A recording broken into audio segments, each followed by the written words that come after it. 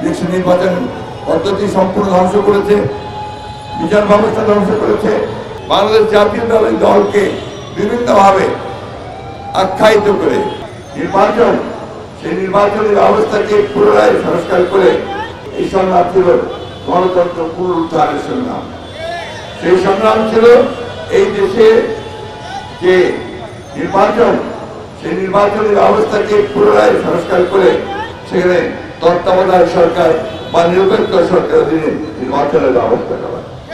সেই সংগ্রাম ছিল মানুষ যাতে ভোট দিতে পারে সেই যে তার অধিকার, সেই অধিকারকে প্রতিষ্ঠা করা।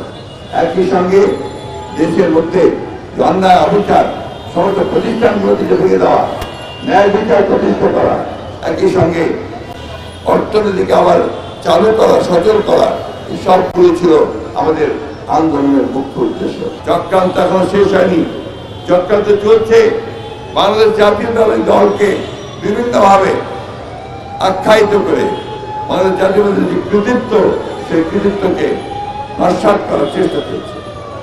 আমরা খুব পরিষ্কার করে বলতে চাই, আমরা গণতন্ত্রের জন্য সংগ্রাম করেছি, আমাদের এই সংগ্রাম অবশ্যই চলবে গণতন্ত্র পুরোপুরি প্রতিষ্ঠিত না হওয়া পর্যন্ত।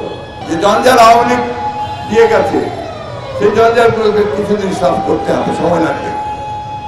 ইলেকশন নির্বাচন পদ্ধতি সম্পূর্ণ ধ্বংস করেছে, বিচার ব্যবস্থা ধ্বংস করেছে, প্রশাসন ধ্বংস করেছে, আইন শৃঙ্খলা বাহিনী ধ্বংস করেছে।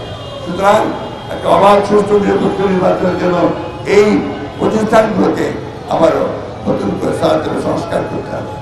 আমরা বিশ্বাস করি যে এই সরকার অতি দ্রুত সময়ের মধ্যে তারা এই প্রতিষ্ঠানগুলোতে সংস্কার করে জনগণের কাঙ্ক্ষিত যে নির্বাচন, সেই নির্বাচন দিয়ে জনগণের ভোটে নির্বাচিত পার্লামেন্ট ও তার জন্য সরকার গঠন করতে সর্বপ্রথম ভূমিকা তারা পালন করবেন।